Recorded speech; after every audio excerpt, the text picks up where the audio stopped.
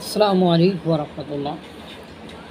রাজনীতি করব, রাজনৈতিক দল হবে, হারাম খাবো না, হারাম কাজ করব না, দখলবাজি করব না, এ কীরকম ধাঁচের রাজনীতি? এসব রাজনীতির কথা ভাবতে গেলেও তো কষ্ট লাগে। বৈষম্য দূর হয়ে যাবে, দুর্নীতি থাকবে না, অন্যায় অত্যাচার থাকবে না, এজন্য তো আন্দোলন করেছি। কেন বৈষম্য থাকবে? আর আওয়ামী লীগ সরকারকে সকল কার্যক্রম নিষিদ্ধ করা হয়েছে যতদিন বিচার কার্য শেষ না হয়।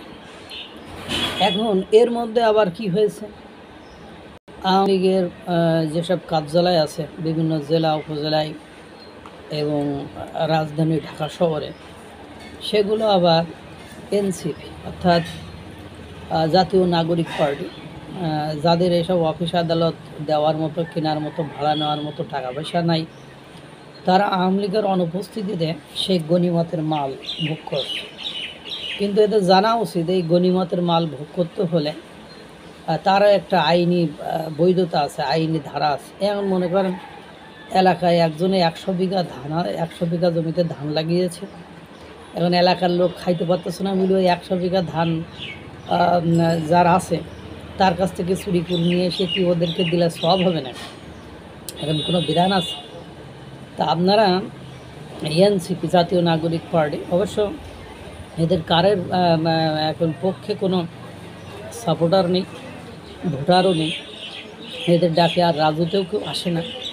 এরা কোনো বিক্ষোভ সমাবেশ মিছিলে এককভাবে ডাক দিলে লোকই হয় না, ফাঁকা মাঠে দলীয় প্রধানকে বক্তৃতা দিতে হয়। এদের এখন কাজ হয়েছে দখলদারিত্ব, লুটতরাজ, বাণিজ্য, নিয়োগ বাণিজ্য, এ বাণিজ্য সে বাণিজ্য, এসবগুলো করায় এদের এখন কাজ। সর্বশেষ যে কাজটা তারা করেছে সেটা খুব হতাশাজনক এবং নেককারজনক, যে তারা আওয়ামী লীগের অফিস আদালত সব দখল করেছে। এগুলো দখল করে তারা নিজেদের কার্যালয় বানাচ্ছে। আপনারা জানেন ভোলাই সোয়ার ফেসা নিয়ে আকাম করছে তারা, এবং উপর থেকে নাকি এনসিপি নির্দেশনা দিয়েছে সারা বাংলাদেশের যারা আওয়ামী লীগের কার্যালয় রয়েছে সেগুলো ওভাবে দখল করার কথা বলা হয়েছে। এবং সর্বশেষ যেটা করেছে আপনারা জানেন, বঙ্গবন্ধু এভিনিউকে পরিবর্তন করে শহীদ আবরার এভিনিউ করা হয়েছে।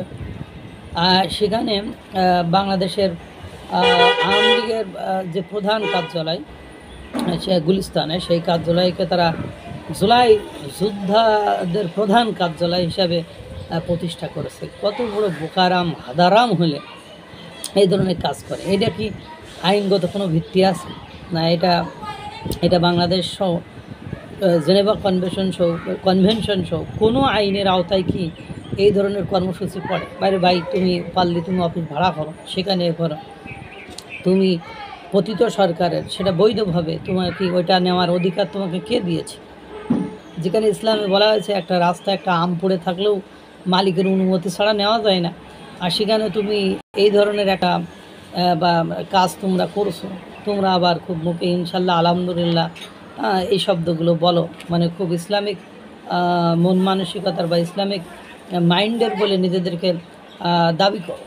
কিন্তু তোমাদের আচার আচরণে তো লুটেদের আচার আচরণ, তোমাদের রুচিবোধ তো লুটেদের রুচিবোধ। তোমরা কিভাবে গাড়ি শোডাউন করো সেটাও আমরা দেখেছি। তোমরা কিভাবে 500 টাকার স্যান্ডেল থেকে 25,000 টাকার স্যান্ডেলে উঠেছো সেটাও দেখেছি। তোমরা 5,000 টাকার অ্যান্ড্রয়েড ফোন থেকে কিভাবে মানে লাখ টাকার অ্যান্ড্রয়েড ফোনে উঠেছো, আইফোনে উঠেছো, সেটাও আমরা দেখেছি, বাংলাদেশের মানুষ দেখেছে। তোমরা কিভাবে গাড়ি শোডাউন করো, তোমাদের কিভাবে 5ই আগস্টের আগে তোমাদের বড় ভাইরা তোমাদের 10 টাকা দিত না, লাভলির ওই চার দোকান থেকে পানি চেয়ে খাইতে হইতো। আর এখন তোমরা 1.5 কোটি টাকার গাড়ি, 1,80 লাখ টাকার গাড়িতে ঘোরো, তোমাদের বাড়ি বানাতে নাকি টাকা দেয়, তোমাদের বিদেশ যাইতে নাকি টাকা দেয়। তো এগুলো মানুষ বোঝে, এগুলো ভূগোল বোঝায় লাভ নেই। তো যে আকাম কুকামগুলো করছো এর ফল, এর রেজাল্টটা কিন্তু ওই যে ফিউচার পারফেক্ট টেন্সের মতো, যে কর্ম সম্পাদন হয়ে যাচ্ছে কিন্তু তার ফল বা রেজাল্টটা কিন্তু এখনও বাকি থাকতেছে। Wait and see and get ready to মানে get the result of this work. আল্লাহ তাআলা সকলকে ভালো রাখুক, সুস্থ রাখুক। আসসালামু আলাইকুম ওয়া রাহমাতুল্লাহ।